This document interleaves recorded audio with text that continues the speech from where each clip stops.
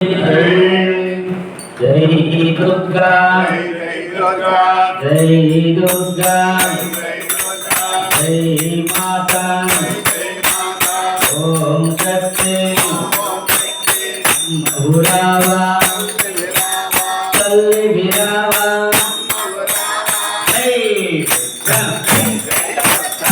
आदिपराशक्ति की न गुरोरधिकं तत्त्वं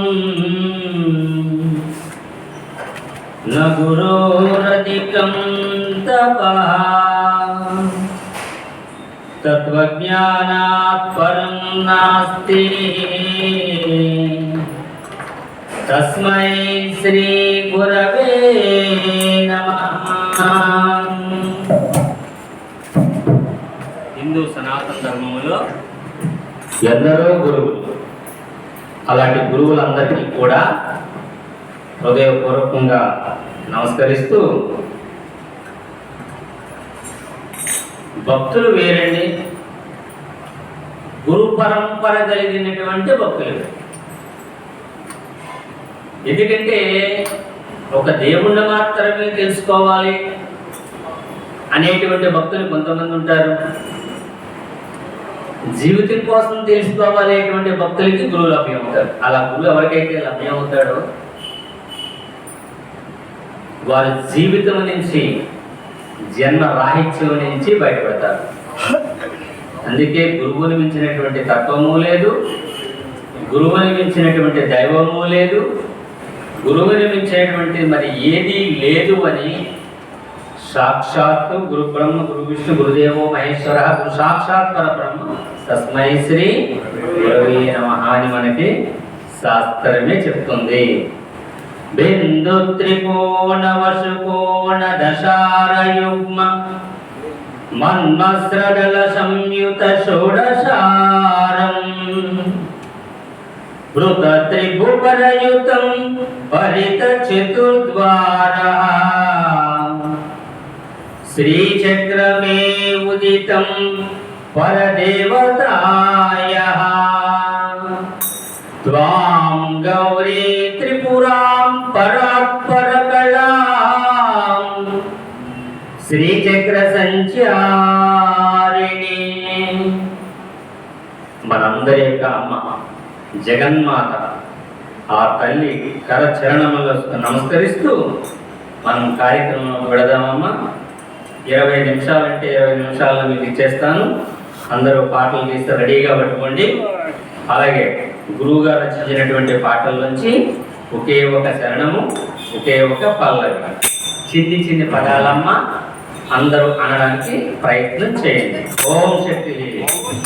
తెరిపించు మాతా జ్ఞాన నేత్రం, తెరిపించు మాతా జ్ఞాన నేత్రం, పలికించు మాతా మధుర గాత్రం, పలికించు మాతా మధుర గాత్రం, జన్మపు చాలు మరి ఈ మాతం, జన్మపు చాలు మరి ఈ మాతం, తెలపాలమ్మ ఒక మంచి మార్గం,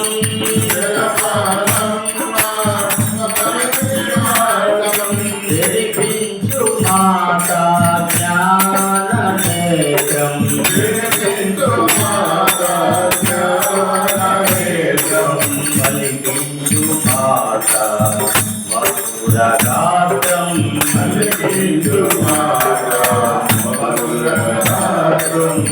పూర్వ జన్మలో సుందరమైన, పూర్వ జన్మలో సుందరమైన కంట కొలగా మరి ఏ ప్రవర్తించిన,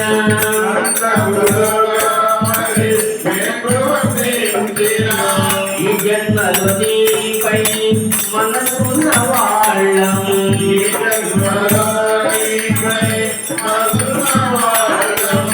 నీవే దీకని నమ్మిన వాళ్ళం,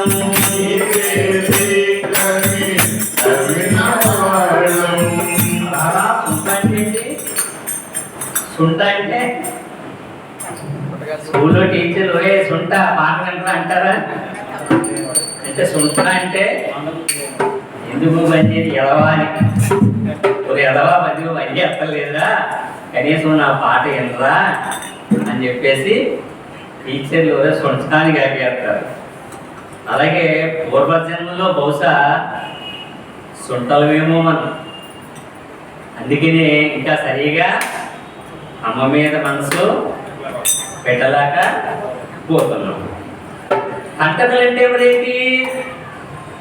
అక్కడ సుంటలే ఉన్నాం కాబట్టి కంటకలిగా మనం ప్రవర్తించాం. కంటకలంటే ఎందుకు పనిచేయడు ఎలవాలి, వాడి కుటుంబానికి పనిచేయడు, వ్యాపారానికి పనిచేయడు, ఉద్యోగానికి పనిచేయడు, ఒక బాధ్యత ఉండదు, తినడము పడుకోవడం, నో రెస్పాన్సిబిలిటీస్ వాడికి ఎక్కువ ఉండవు కదా.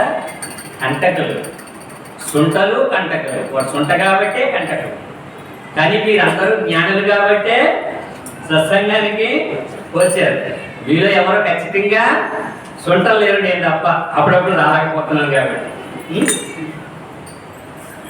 కాబట్టి పూర్వజన్మలో అలా ఉన్నామేమో. ఎందుకని? నాలుగు జ్ఞానం కలిగినటువంటి మాటలు అలాంటి మహానుభావుడు శ్రీ శ్రీ త్రినాథ్ గురూజీ గారి లాంటి వ్యక్తి దొరకబట్టి, అమ్మా ఈ జన్మలో మా మనసుని నీపై పెడుతున్నాం అని అడుగుతున్నాం.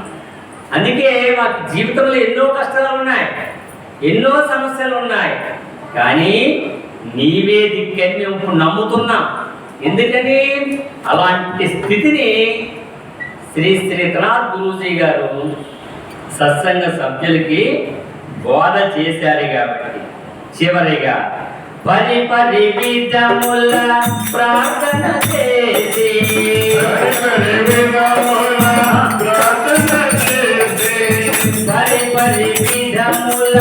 ప్రార్థన చేసి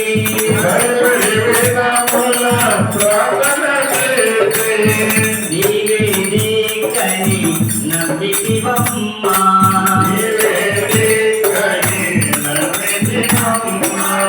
హృదయము అంతా నిన్నే నింపే,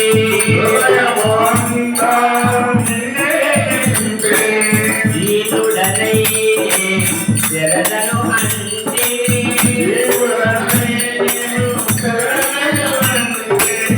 జగన్మాతాన్ని ఎలా ప్రార్థించాలో తెలియదు. అమ్మవారంటే సామాన్యవాళ్ళే. మణిద్వీపం చెప్పుకున్నప్పుడు చెప్పుకుందాం, దేవతలంతా కూడా అమ్మవారి యొక్క మాట కోసం, అమ్మవారి యొక్క ఆజ్ఞ కోసం, అమ్మవారి యొక్క దర్శనం కోసం పరి విధములుగా వెయిట్ చేస్తూ ఉంటారు. అమ్మ దర్శనం దొరికితే చాలనేమో, అమ్మ నోటంత ముచ్చాలంటే మాటలు వస్తే బాగుండనే ఈ 3 కోట్ల మంది దేవతలు అమ్మ కోసం పరితపిస్తూ ఉంటారు. అందుకనే మన హృదయం అంతా అల్పమైనటువంటి మానవులము, ఎన్నో వాటిల్లో మనం ఉన్నప్పటికీ కూడా జగన్మాత మేము నీకు ఏమీ ఇచ్చుకోలేనటువంటి వాళ్ళం, ఏమీ ఇవ్వలేనటువంటి బుద్ధిహీనులం, కానీ ఒక్కటి మాత్రం ఇవ్వగలమమ్మా, మా హృదయం మాత్రమే నీకు. ఇంక ఈ హృదయములో ఎవరు లేరు, వ్యాపారాలు లేవు, భార్య లేరు, పిల్లలు లేరు, ఎవరు లేరు. ఈ హృదయంలో ఎవరున్నావు? నీవు మాత్రమే ఉన్నావు.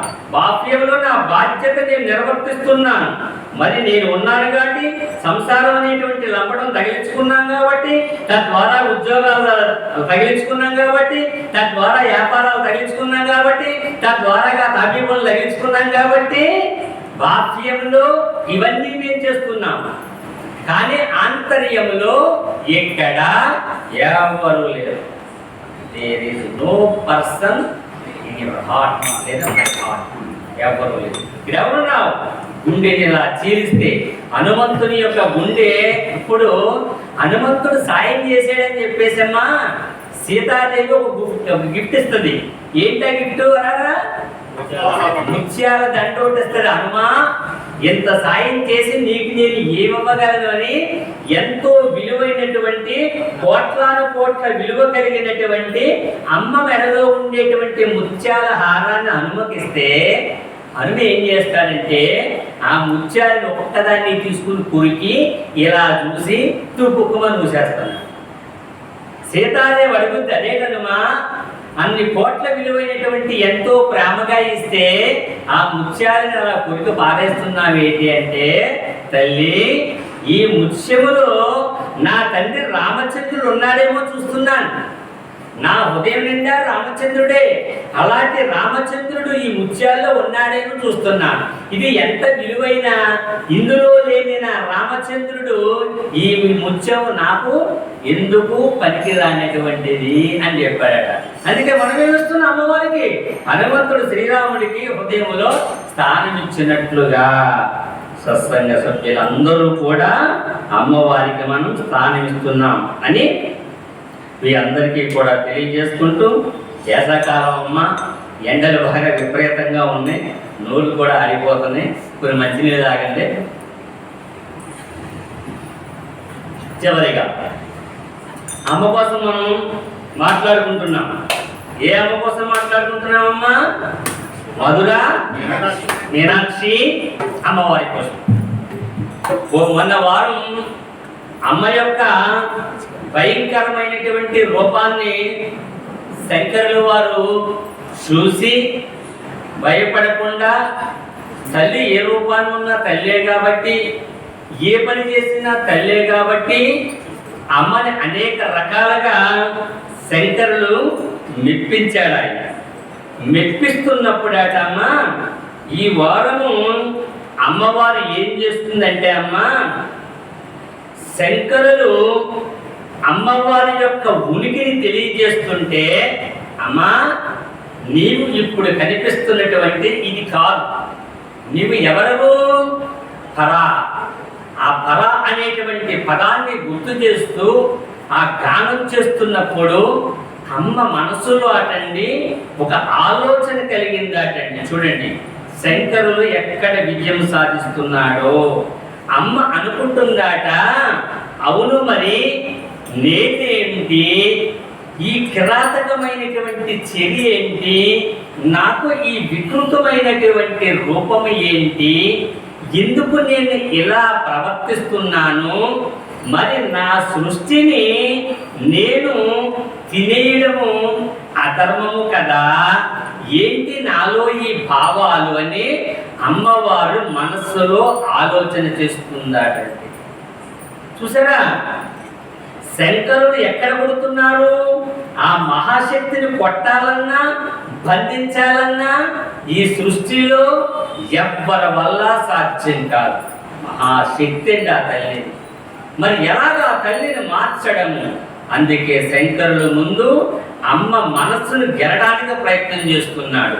అదిగో ఎప్పుడైతే అమ్మ మనస్సులో ఎలాంటి ఆలోచన పుట్టిందో, తల్లారా చూడండి, ఎప్పుడైనా సరే మన ఇళ్లలో కూడా సమస్యలు వస్తున్నప్పుడు మొగుడికి పెళ్ళానికి కానీ, అన్నదమ్ములకు కానీ, అక్క చెల్లెళ్ళకి కానీ, తోడుకోవడానికి కానీ ఇలాంటి గొడవలు వస్తున్నప్పుడు కొప్పు పట్టుకోకూడదు, కర్ర తీయకూడదు. ముందు సమస్య వచ్చినప్పుడు, సమస్య తీవ్రంగా ఉన్నప్పుడు ఆ రోజుకి వదిలేసి రెండవ రోజున మనస్సుని మీద చెయ్యాలి. ఒరే ఎందుకు రామని ఇద్దరికి గొడవలు, ఈ తగాదాలు ఎందుకు, సరే మన ఇద్దరం కూర్చుని ఏదో ఒక పరిష్కారం చేసుకుందాం అని మనస్సుల్ని గెలాలి. ముందు మనస్సుల్ని గెలిస్తే మీ సమస్యల నుంచి గెలిచిపోతారు. అదే మనస్సుల్ని గెలకుండా ఒరే ఎదవకాన ఎలాంటి మూడుగా దొరికేవరా అని చెప్పి ఆడినట్టుకొని, ఏ ఎదవకాన ఎలాంటి పిల్లలు పుట్టారా అని దీన్నట్టుకొని అంటే ఇంటిలో రగడ తప్ప పరిష్కారం అవ్వదు. అందుకే శంకరులు ఏం చేస్తున్నారు? అమ్మవారి యొక్క హృదయాన్ని మెప్పిస్తున్నారు. అదిగో అమ్మవారి యొక్క హృదయాన్ని ఎప్పుడైతే శంకరులు మెప్పిస్తున్నారో, అమ్మ హృదయములో ఆలోచన కలిగిందో, శంకరులు మనోనేత్రముతో ఒక్కసారి చూశాటండి. ఆది శంకరులు అమ్మవారి నుంచి కోసము అద్భుతంగా 12 శ్లోకాలు కలిగినటువంటి భవానీ భుజంగ స్తోత్రం అనేటి 12 నామాలని వెంటనే కీర్తన చేస్తాడు, ఆసువుగా చెప్తాడు. 12 శ్లోకాలు. అందులో మొదటి చూడండి ఎలాగుందో. విరాజ్యంచి పంచలోకై పాలహై. అమ్మా చెప్తున్నాడు 12 శ్లోకాలు. ఆ 12 శ్లోకాల మీద వ్యాఖ్యానం చెయ్యాలంటే మళ్ళా చాలా టైం పడుతుంది. అమ్మని ఎలా వినిపిస్తున్నాడో చూడండి 12 శ్లోకాలు. మొదటి శ్లోకంలో చూడండి అమ్మవారిని ఏమంటున్నాడు. సమారూఢే మహానంద పీఠే నిశనాం ధనుర్బాణ పాశాంకుశ ప్రోతహస్తం మహాత్రిపురం శంకర దైత్యమామ్యహం అన్నాడండి 1వ శ్లోకంలో. అలా 12 శ్లోకాలను ఆసువుగా చెప్తాడు అమ్మవారి కోసం. అమ్మ ఆలోచనలో పడిపోతుంది. ఆ 12 శ్లోకాలు ఏముంటాయి? అమ్మవారి యొక్క శక్తిని గుర్తు చేస్తాడు, అమ్మవారి యొక్క మనసును గుర్తు చేస్తాడు, అమ్మవారి యొక్క అందాన్ని గుర్తు చేస్తాడు, అమ్మవారు తన భక్తులకి ఇచ్చేటి వంటి వరాలను గుర్తు చేస్తాడు. ఆ తల్లి తన భక్తుల మీద ఎలాంటి ప్రేమ ఉంటుందో ఈ 12 శ్లోకాలలోనూ ఆసువుగా చెప్తాడు. చెప్పితే అమ్మ ఆశ్చర్యపోతుందట, ఆలోచనలో పడిపోతుందట అమ్మవారికి. అందుకే చూడండి ఈ మొదటి శ్లోకంలో భావం ఏంటి తెలుసా అండి? ఎవరైనా సరే అమ్మా నీవు ఇలాంటి రూపంలో వికృత రూపంలో ఉండి ఇలా మారేవు కదా, కాదు నీ రూపం ఎలాంటిది? ఎవరైనా లలితా సహస్రనామము లలితాదేవి యొక్క ఫోటోవు మీరు చూసినట్లయితే అమ్మవారు పీఠానికి 4 పక్కల 4 కోళ్ళు ఉంటే ఆ కోళ్ళుగా విష్ణుమూర్తి, బ్రహ్మ, రుద్రుడు, మహేశ్వరుడు, ఫలకంగా సదాశివుడు, ఇంకా కొంతమంది దేవతలు కోళ్ళే కూర్చొని ఉంటారు. అంటే అమ్మవారంతటి శక్తి తాను కూర్చోవాలనుకుంటే అసలు ఈ దేవతలు ఒక్కొక్కళ్ళు అనేకమంతమైనటువంటి శక్తులు వీళ్ళంతా కూడా. అంత శక్తి కలిగినటువంటి వాళ్ళు అమ్మా నువ్వు కూర్చుంటానంటే అమ్మవారి పీఠ కింద కోళ్ళైపోయి ఉన్నారు కదమ్మా, మరి నీ శక్తి ఎలాంటిది? నువ్వు కూర్చుంటానంటే నీ భర్త అయినటువంటి సదాశివుడు ఫలకమైపోయాడు కదా, నీ కింద స్థానమైపోయాడు కదా, మరి నీ స్థానం అలాంటిది కదమ్మా.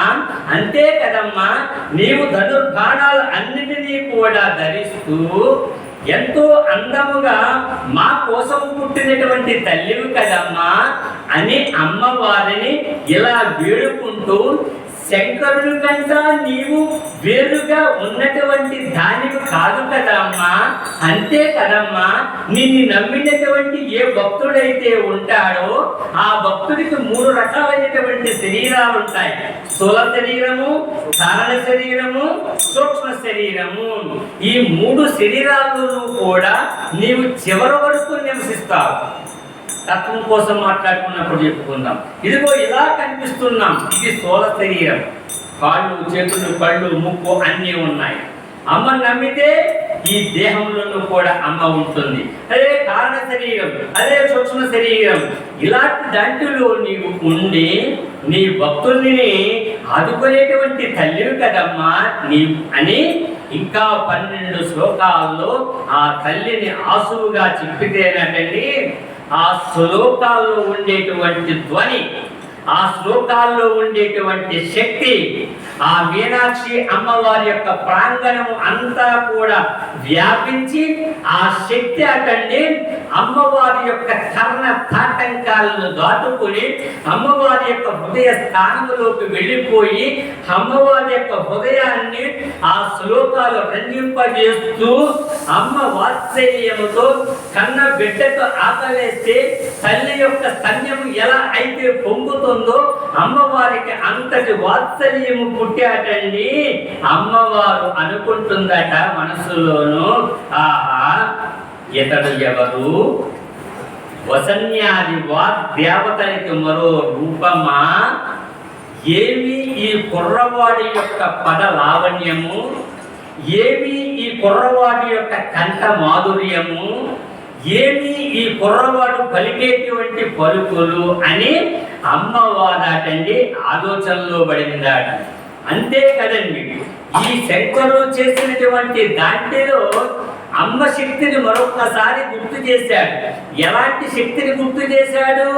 అమ్మ శ్రీచక్ర రాజ్యములోని నవ ఆవరణలోను, అంటే 9 స్థానాలలోను అని మారిష్ట సిద్ధులు, దేవి బృందాలు, షోడశ మంత్రాలు, పంచదశి మంత్రాలు, ఈ హింకార మంత్రాలతో కూడుకున్నటువంటి నా యొక్క పర అనేటువంటి శక్తి, అంటే బాహ్య ప్రపంచానికి తెలియనటువంటి నేను కనిపిస్తున్నటువంటి ఈ రూపంలో ఉండేటువంటి ఈ శక్తి కాకుండా నాలో అంతరంగా ఉండేటువంటి పర అనేటువంటి శక్తిని కూడా ఈ 12,000 బాలుడు చూడగలిగాడంటే ఎవరు ఇతడు అని అమ్మవారు ఆలోచనలో పడింది.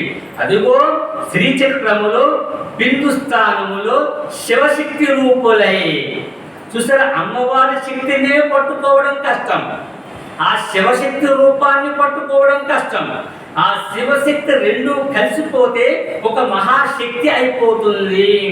అదే శ్రీచక్రములో బిందు స్థానములో ఉండేటువంటి అమ్మవారి యొక్క శక్తి. ఇంత చిన్న కుర్రవాడు అంతటి అద్భుతమైనటువంటి శక్తిని ఎలా చెప్పాడు అని ఇంకా అమ్మవారు ఈ రకంగా ఆలోచిస్తుందట. చూసారా, ఆలోచన పుట్టింది.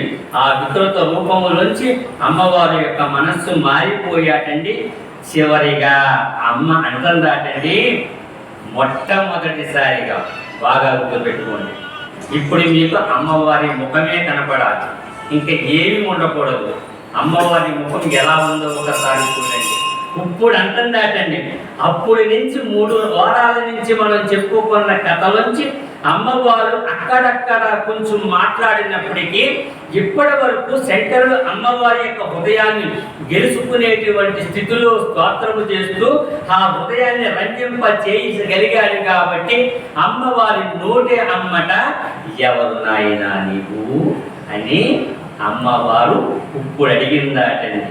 నా దానికి అడ్డుగా కూర్చున్నావేటి నాయన, నేను ఇంతవరకు నిన్ను సంహారం చేయాలి, నీవు నాకు ఆహారం అవ్వాలి, కానీ నీ స్తోత్రములు నా హృదయాన్ని రంజింపజేశాయి, మాతృవాత్సల్యము కలిగింది. కాబట్టి సదా ఈ వాక్కులతో నిన్ను విడిచిపెడుతున్నాను, ఎవరు నాయనా అని అమ్మవారు అందాటండి. ఎప్పుడైతే అమ్మవారు ఎవరు నాయనా అని అందో ఆది శంకరులు పైకి లెగిచి అమ్మవారి యొక్క 2 కాళ్ళ మీద పడిపోయి అమ్మవారిని కాళ్ళు పట్టేసుకున్నాడటండి.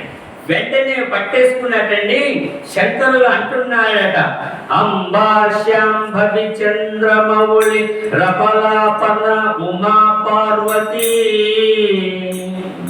కాళీ హైమవతి శివాత్రినైని కాత్యాయనే భైరవీ సావిత్రీ నవయవ్వన శుభకరి సామ్రాజ్య లక్ష్మీ ప్రదా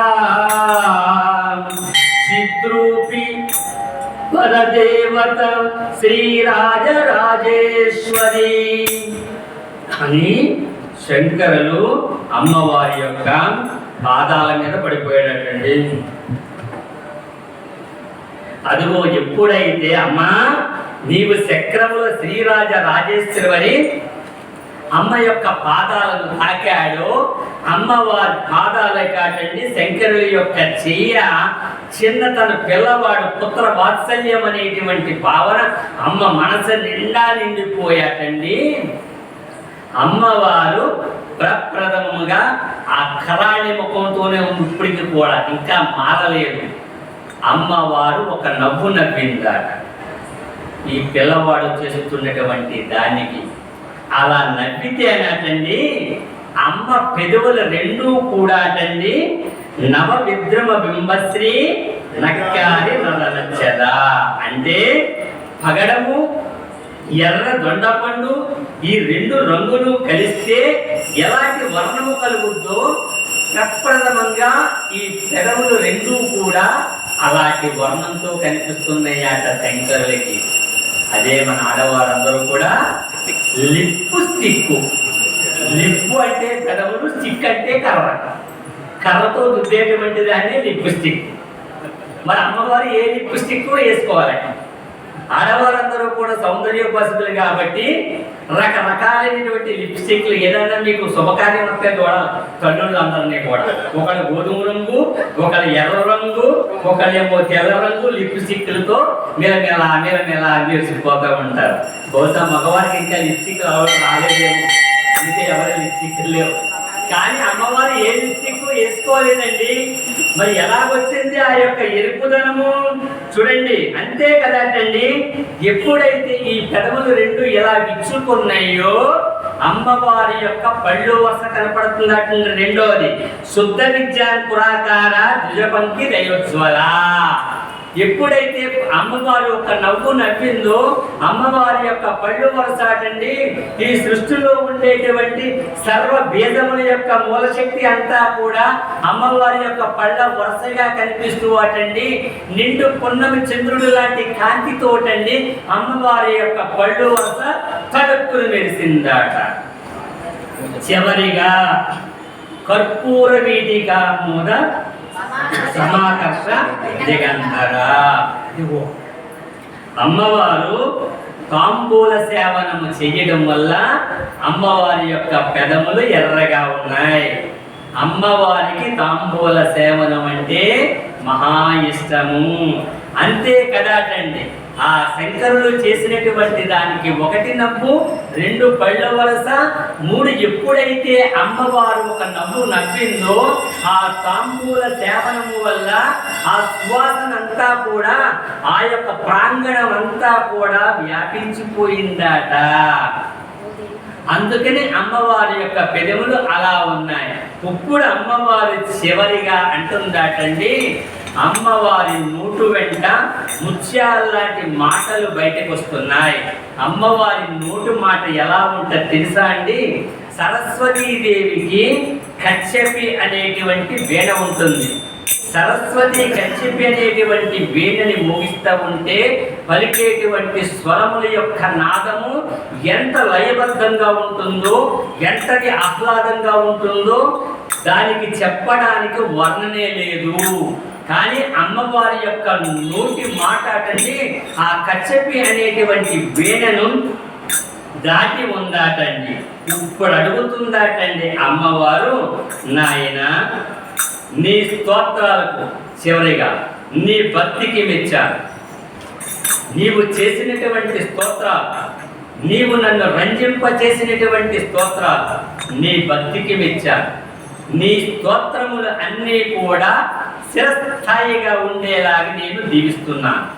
రెండు, నీ కవిత్వపు మహావర్ణలో మునకలు వేసి అర్థము తెలుసుకున్నటువంటి మానవులు ధన్యులవుతారు, జీవితం నుంచి తరించిపోతారు. రెండవది. మూడవది, నీ స్తోత్ర నారాయణము నిత్యము ఎవరైతే శంకరులు అనేక రకమైనటువంటి స్తోత్రాలు రాశారు తల్లి. ఈ రోజు మనం పూజలో చేసేటువంటి స్తోత్రాలు కానీ, గానం చేసేటువంటి స్తోత్రాలు కానీ శంకరులు రచించినటువంటివి ఎన్నో ఉన్నాయి. అప్పుడు మీకు అమ్మవారి కోసం చెప్పి చిన్న శ్లోకాలన్నీ కూడా శంకరులు అమ్మవారి కోసం రాసినటువంటివే. అలాంటి స్తోత్రాలను ఎవరైతే పారాయణ చేస్తారో నిత్యము శ్రీచక్రార్చన చేసినంతటి ఫలాన్ని పొందుతారు నాయన అని. ఏం వరం కావాలో కోరుకో నాయన అని అమ్మవారు చివరిగా. ఇదిగో అమ్మవారు ఎక్కడ ఇరుక్కుంటుందంటే వచ్చేవారం ఏమి వరం అడిగాడో అమ్మవారు ఎలా ఇరుక్కుందో వచ్చేవారం చూద్దాం. సర్వం శ్రీకంఠదుర్గ పరబ్రహ్మార్పణమస్తు. హరి ఓం. ఓం శక్తికి ఆపర